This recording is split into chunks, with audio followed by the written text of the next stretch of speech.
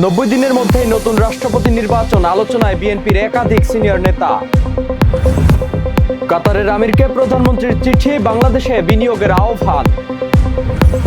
সীমান্ত অপরাধ ঠেকাতে কাঁটাতারের বেড়া, গুরুত্ব আধুনিক নজরদারিতেও। ককরোচদের আন্দোলনের মুখে পদত্যাগ করলেন ভারতের শিক্ষামন্ত্রী। এবং জাতিসংঘের মহাসচিব পদ নিয়ে নতুন বিতর্ক, ট্রাম্পের পছন্দ ইনফান্তিনো।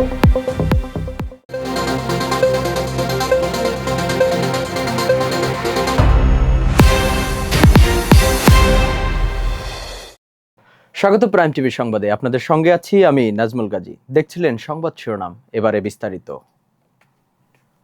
রাষ্ট্রপতি মোহাম্মদ শাহাবুদ্দিনের পদত্যাগের পর দেশের নতুন রাষ্ট্রপতি কে হচ্ছেন তা নিয়ে রাজনৈতিক অঙ্গনে শুরু হয়েছে জোর আলোচনা। সংবিধান অনুযায়ী 90 দিনের মধ্যেই হবে নতুন রাষ্ট্রপতি নির্বাচন। সংসদে সংখ্যাগরিষ্ঠতা থাকায় বিএনপির মনোনীত প্রার্থীর নির্বাচিত হওয়ার সম্ভাবনাই বেশি। কারা রয়েছেন সেই আলোচনায়, আর কি বলছে দল, বিস্তারিত থাকছে ডেস্ক রিপোর্টে। রাষ্ট্রপতি মোহাম্মদ শাহাবুদ্দিনের পদত্যাগের পর দেশের পরবর্তী রাষ্ট্রপতি কে হবেন তা নিয়ে চলছে জোর আলোচনা। বিএনপি বলছেন দলের ভেতর থেকেই গ্রহণযোগ্য ও বিশ্বস্ত একজনকে রাষ্ট্রপতি হিসেবে মনোনয়ন দেয়া হবে, তবে চূড়ান্ত সিদ্ধান্ত নেবে দলের স্থায়ী কমিটি। সংবিধান অনুযায়ী রাষ্ট্রপতির পদ শূন্য হলে স্পিকার ভারপ্রাপ্ত রাষ্ট্রপতির দায়িত্ব পালন করবেন এবং 90 দিনের মধ্যে নতুন রাষ্ট্রপতি নির্বাচন হবে।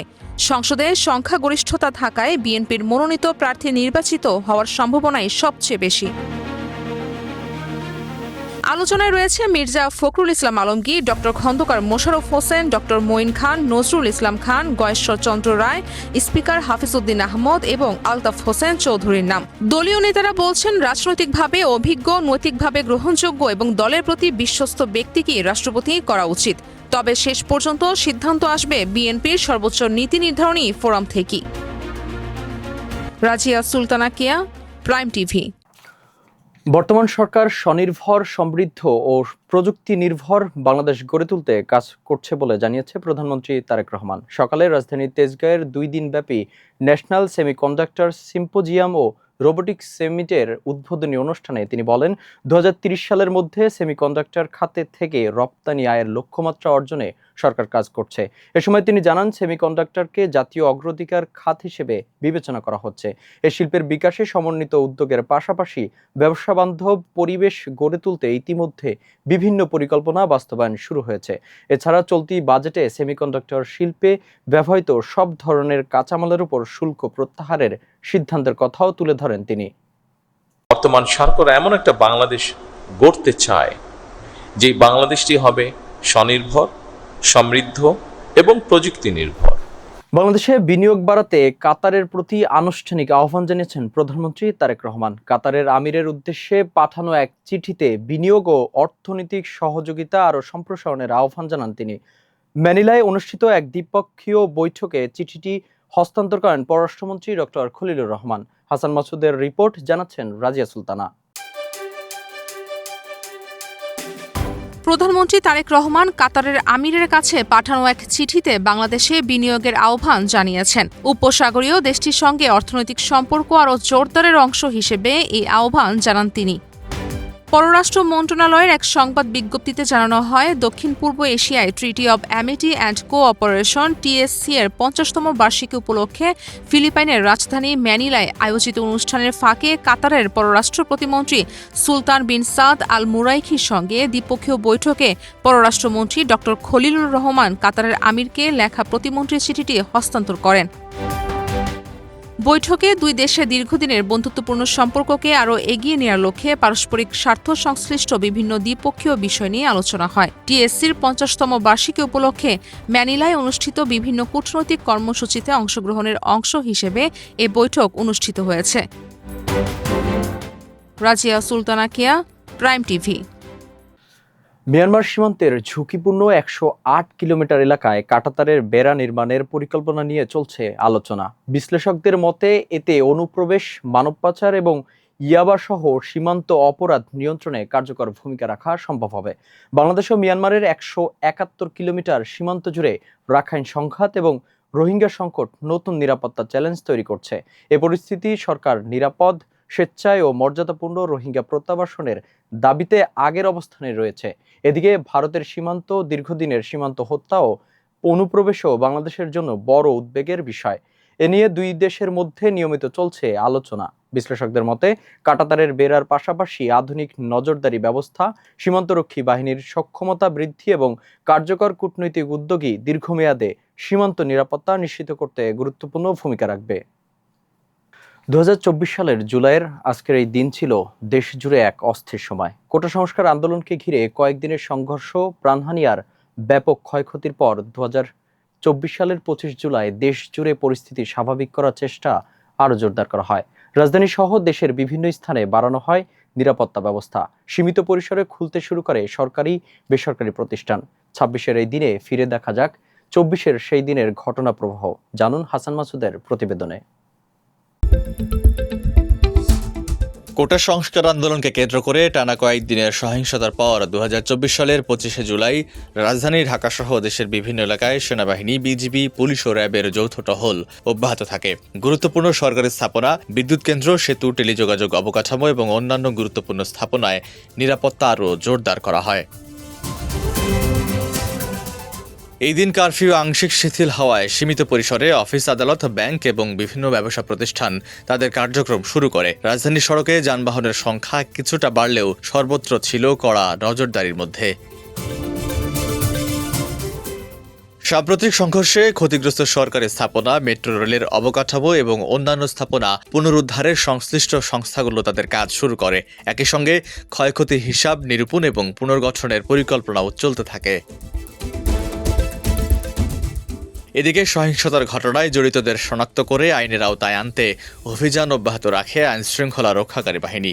সরকার পরিস্থিতি স্বাভাবিক রাখতে সর্বোচ্চ সতর্ক অবস্থানে থাকতে নির্দেশ দেয়। অন্যদিকে সাম্প্রতিক ঘটনায় হতাহতদের নিয়ে দেশজুড়ে শোক ও উদ্বেগ অব্যাহত থাকে।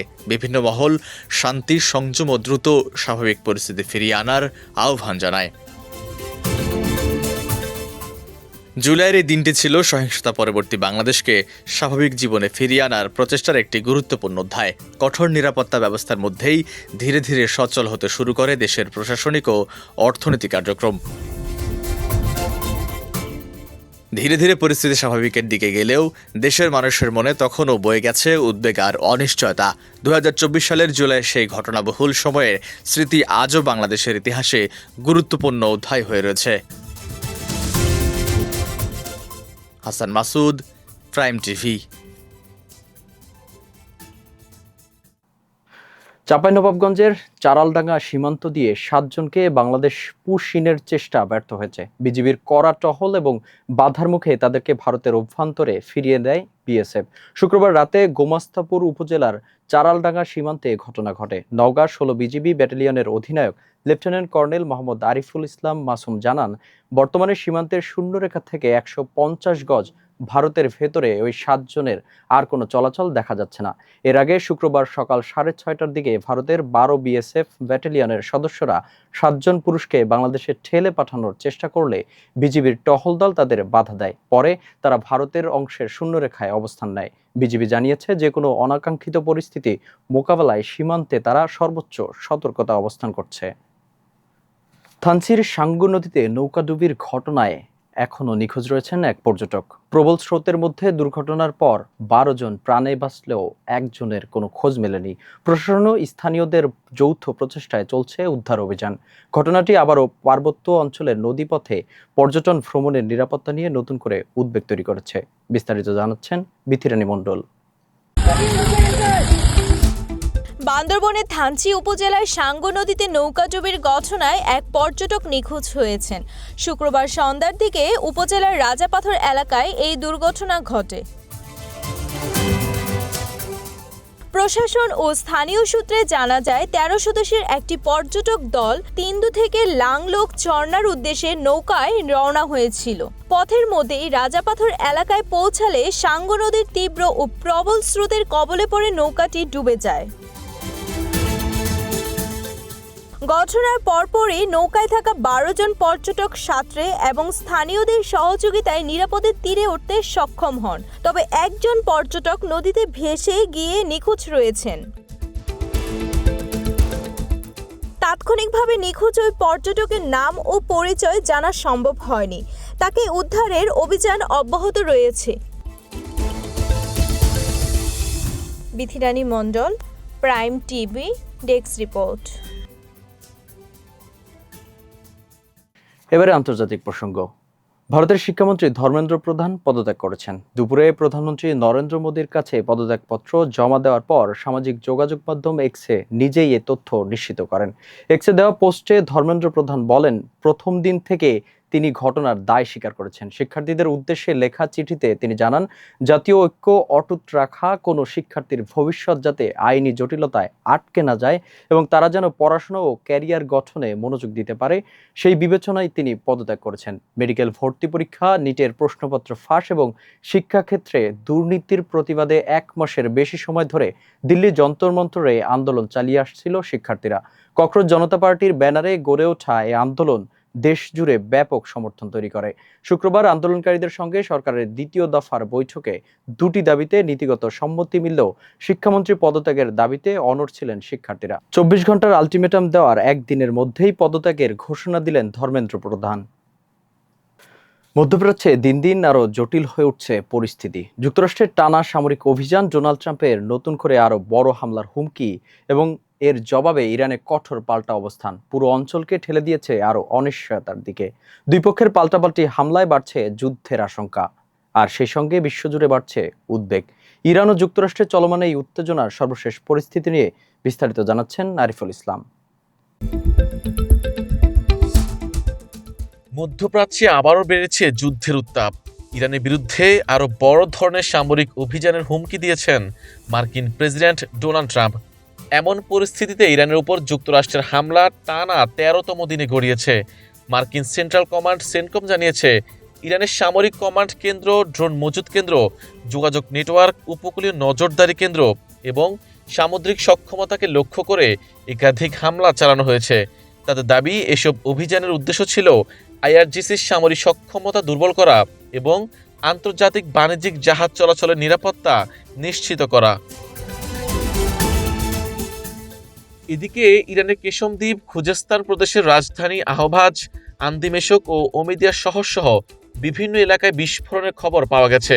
ফার্স নিউজ এজেন্সির দাবি, বন্দরনগরী বান্দার আব্বাসের একটি আবাসিক এলাকায় মার্কিন হামলায় 2 জন আহত হয়েছেন। এমন পরিস্থিতির মধ্যেই মার্কিন সংবাদ মাধ্যম এক্সিওসকে দেওয়া সাক্ষাৎকারে ট্রাম্প বলেন, ইরানের বিরুদ্ধে আগের চেয়েও বড় একটি সামরিক অভিযান চালানোর বিষয়টি তিনি বিবেচনা করছেন।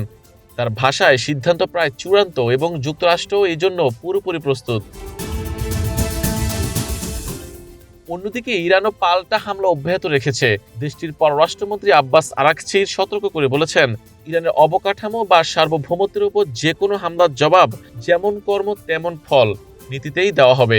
ইরানের ইসলামিক রেভলিউশনারি গার্ড কোর বা আইআরজিসি জানিয়েছে, জর্ডান ও কুয়েতে মার্কিন সামরিক সরঞ্জাম লক্ষ্য করে ক্ষেপণাস্ত্র ও ড্রোন হামলা চালানো হয়েছে। কুয়েতের একটি টেলিযোগাযোগ টাওয়ারে হামলার দায়ও স্বীকার করেছে তারা। তবে কুয়েত জানিয়েছে, ইরাক সীমান্তের আবদালি ক্রসিং এলাকাও ড্রোন হামলার শিকার হয়েছে।